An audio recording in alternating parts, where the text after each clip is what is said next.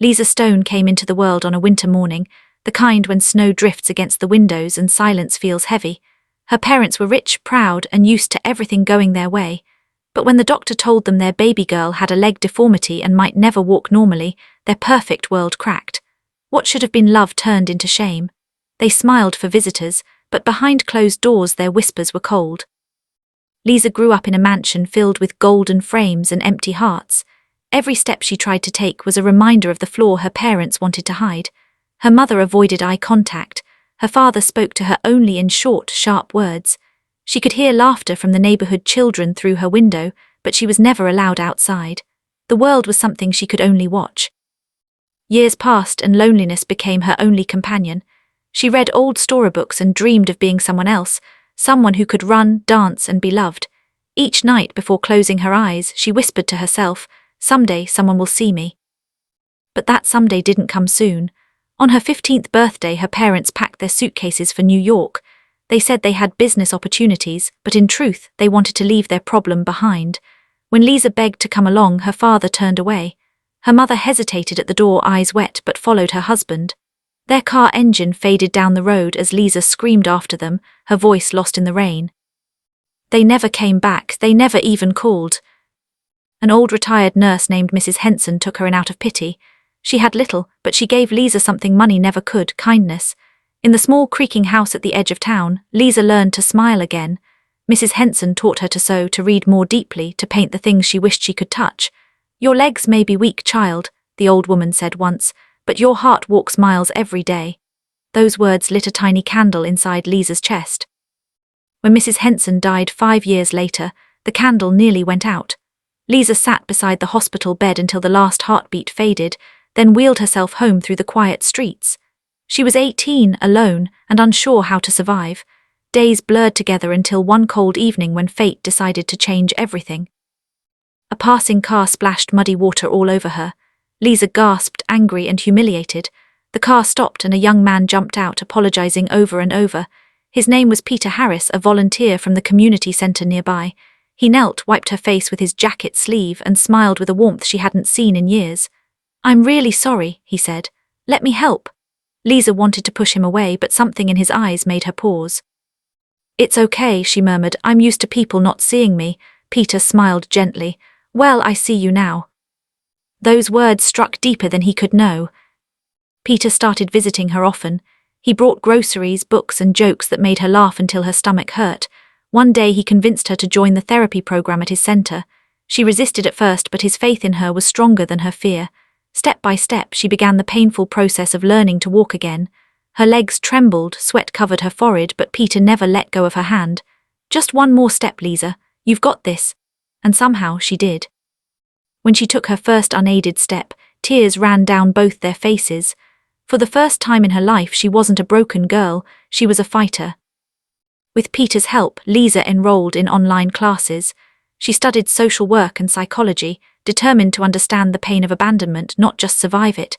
Together they volunteered at local shelters, spending nights comforting frightened children who reminded her of herself. She realized something profound. Pain doesn't end when you heal, it ends when you help someone else heal. That realization became her purpose. She and Peter founded a small organization called Hearts Without Walls. They rented a modest house and took in 5 orphans no one wanted. Liza taught them how to paint, to write their feelings, to believe in second chances. Peter handled donations and built networks. Word spread quickly about the woman who once couldn't walk, but was now carrying others on her shoulders. Local reporters came to interview her, donations multiplied. The house became a home and soon another and another. Within 5 years, Hearts Without Walls was no longer small, it was a nationwide movement. Liza had become a symbol of resilience and compassion. Yet inside her a quiet ache remained, the ghost of the little girl calling out to parents who never turned back. Sometimes she wondered where they were, whether they ever thought of her. But whenever she looked at the children running through the orphanage halls, laughter echoing like music, she smiled. She had built her own family, one no one could abandon. What Liza didn't know was that destiny was weaving a circle. One bright spring morning, a luxury car stopped at the gate of her newest orphanage. A familiar surname appeared on the visiting list, Mr. and Mrs. Stone. The people who had left her to die were about to walk through the doors of the empire, their rejection had inspired. When Liza opened the envelope that morning, she froze. The name printed on the letterhead was one she hadn't seen in years, Richard and Evelyn Stone, her parents. They were requesting a private meeting at her main orphanage headquarters. For a long moment she just stared at the paper, her hands trembling. The past she'd buried beneath years of hard work had found its way back. Peter found her sitting by the window, letter in hand. He knelt beside her and asked softly, "Who's it from?" She hesitated before whispering, "My parents." The room fell silent. Peter had heard about them before, how they left her, how they never wrote. He gently took the letter, reading it carefully. "They say they want to see you," he murmured. Liza nodded, eyes wet but calm. "I don't know why. Maybe they finally realized the daughter they threw away is still alive." Peter touched her hand. "You don't have to do this if you're not ready." She looked at him, her voice quiet but steady. "I think I need to, not for them, for me." 3 days later, a black limousine pulled into the driveway of Hearts Without Walls. Children played outside, laughing and chasing each other, unaware of the storm that was about to unfold. When Liza stepped out to greet the visitors, her staff gathered quietly, sensing the tension. The car door opened and her parents emerged, older, their faces marked by time and worry. Mrs. Stone's hair had gone grey at the edges. Mr. Stone's posture was no longer as proud as it once was. They looked around at the towering building, at the children running free, and then at the woman walking toward them, graceful, confident and radiant. For a long, breathless moment no one spoke. Mr. Stone finally broke the silence. "Liza." She smiled faintly. "It's been a long time." Mrs. Stone's eyes filled with tears. "You've grown so beautiful. We didn't know how to find you." Liza looked at her mother, then at her father. "You didn't look," she said softly. "You just left." Her words were not angry, but they carried the weight of years. They walked together into her office, where photos of smiling children lined the walls, all of them kids who had been abandoned, just like she once was. Liza offered them tea, her composure calm but her heart racing beneath the surface. Mr. Stone cleared his throat. "We saw your story in the news. You've built quite an empire here." "It's not an empire," she replied quietly. "It's a home for those who never had one." There was a silence that stretched thin across the room.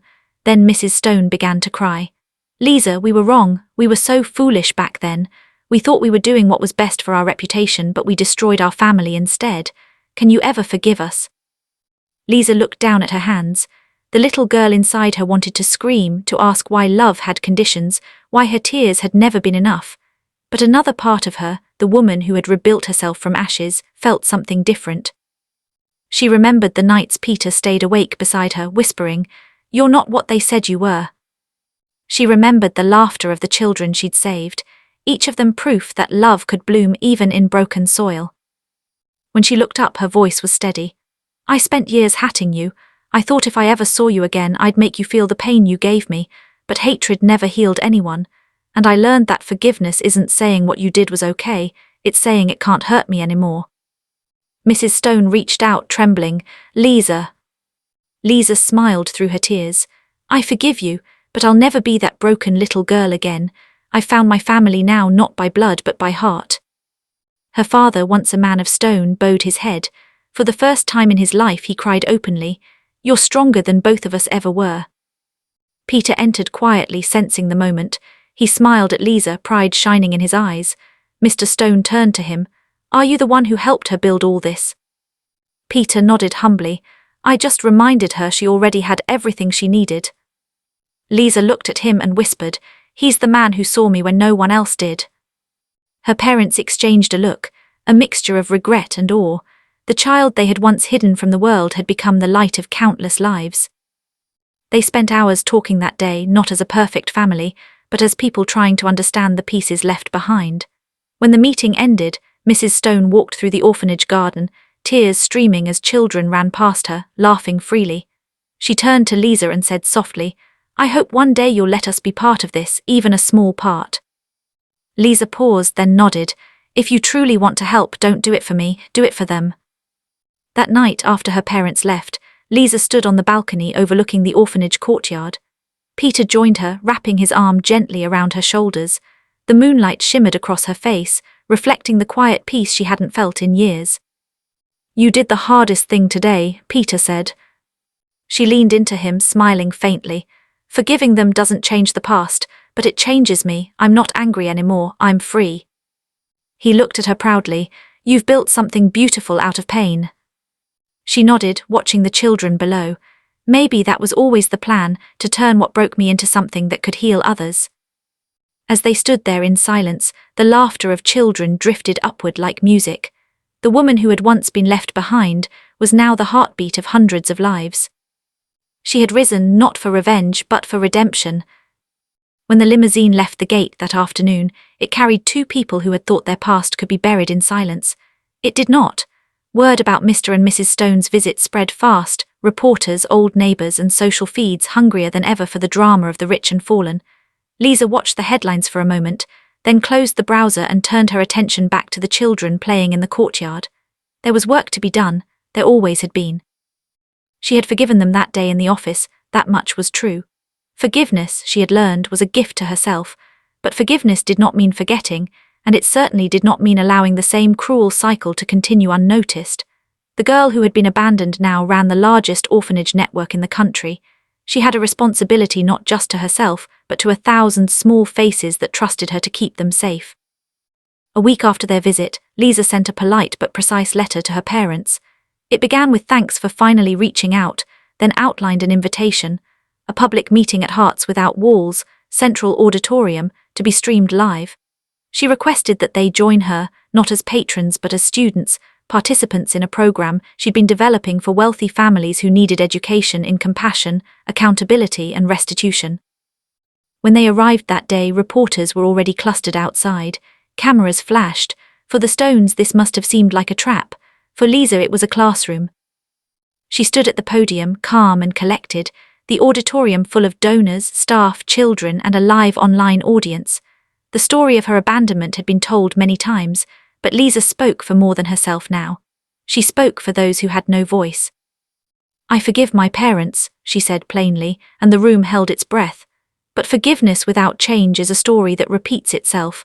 I invited them here so they could see what their absence has done, and what their presence might now do differently. Her parents sat in the front row, faces pale. Mrs. Stone watched the children assemble into groups, a boy who hummed while he painted, a teenage girl who read aloud, a little one who clutched a plush toy and beamed when Liza glanced her way. Mr. Stone's hands trembled as he folded and unfolded his program. Liza had a plan, subtle and uncompromising. She had drafted a list of opportunities for restitution, not to enrich her further, but to ensure the Stones felt the humility they had stolen from her youth, and then used to enrich their image. She asked them to pledge, publicly and legally, to support Hearts Without Walls with unrestricted funds for 5 years. She asked them to work under supervision, not as board members, but as volunteers, to do the small, honest labor that builds empathy, serving meals, changing beds, reading bedtime stories, cleaning paint brushes, and answering tiny questions from children who needed adults to listen. She asked them to attend counseling sessions with some of the children, and with the staff, to hear stories they had once silenced. Finally, she asked them to sign a statement acknowledging their abandonment, to be archived in the Foundation's records, a necessary truth, so history couldn't be revised. It was not revenge in the way television loves, it was restitution, a measured forcing of the wealthy to leave their ivory tower and feel the weight of ordinary care. The Stones could have said no. They could have vanished again into their gilded life. Instead, something in their eyes had shifted. An old, heavy guilt had finally cracked. We will do it, Mr. Stone said, voice small. We will do whatever it takes. And so they did. The first day they rolled up their sleeves, the cameras followed, but after the first week the tabloids drifted to newer scandals.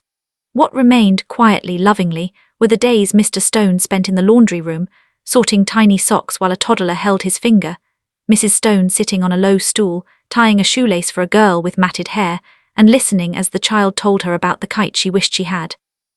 The payback Liza engineered was not to break them, but to reforge them into people who understood accounts of loss that could not simply be closed with an apology. There was discomfort. There were tears.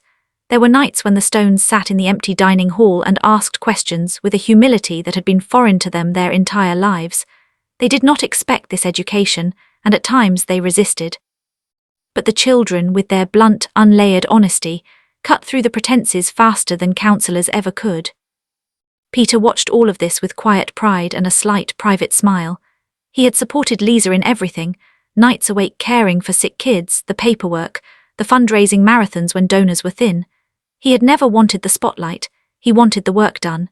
He admired how Liza gave her parents the dignity of change while keeping the safety of her children as the uncompromising measure of what justice looked like. Months flowed into a new normal. Mr. and Mrs. Stone were present at first reluctantly, then earnestly. They learned the names of the children. They learned how to hold a frightened toddler through the night. They learned that charity reported as a tax break felt hollow when it wasn't backed by real presence. They also learned the quieter lesson, that their daughter had no obligation to lift them from their guilt. Liza had built a life that the world admired, but she had not built it to punish, she had built it to save. There were moments that felt like triumph and moments that felt like mercy. When the Stones quietly toured one of Liza's newest orphanage wings, Mr. Stone stopped by a bedroom where a dozen children napped beneath quilts he had never bothered to fold at his old home. He sat in the doorway and whispered, "I am so sorry." The child stirred, then curled closer to his knee. It was not instant absolution, it was a beginning. When the time came for Liza to officially dedicate the new national headquarters, a sprawling campus with classrooms, a clinic, and a library donated through a combination of grassroots giving and the Stones' pledged endowment, she invited her parents to stand beside her. Cameras circled like migratory birds. Donors pressed their hands together. The president of the foundation cut the ribbon, but it was Liza's voice that filled the air. "We don't build homes to make the past go away," she said. "We build homes so the future has a better story. This campus is for the children who come with nothing but the need to be loved. It's also for the people who are learning to give it." After the ceremony, there was a private moment. Mrs. Stone handed Liza a small, wrapped box. Inside was a locket with a faded photograph of a little girl in a knitted dress, the only photograph they had kept. Mr. Stone's hands were steady as he placed the locket around Liza's neck. "We do not expect you to forget," he said quietly. "We only ask you to keep this as a reminder that we failed and that we are trying to be better." Liza closed her fingers around the locket. The metal was cool. She felt the pull of the past and the steady thrum of the present. She had orchestrated a gentle correction, a payback that would shape more than their reputations, it would shape their hearts. Justice had been meted out not by humiliation but by responsibility. It tasted like both bittersweet and ripe. There was more to life than the Stones, though. Years moved on. Hearts Without Walls expanded, teaching other nations how to build integrated care systems, and children who had once been given up graduated, entered universities, became artists and nurses and volunteers, and returned to the orphanages as mentors. The story Liza had once whispered in her small room, that someone would see her, became true on a grand scale. Whole communities saw themselves reflected in the work she'd done. One autumn evening, Peter and Liza sat on the roof of the headquarters, watching lanterns float as part of a festival for the children. Peter threaded his fingers through hers, a gesture as ordinary and infinite as breath. "You did good," he said softly. She looked at him, tears catching the lantern glow. "We did good," she corrected. "You were always there." He kissed her hand. "You forgave them, you did something clever with it." She laughed, a sound like wind chimes.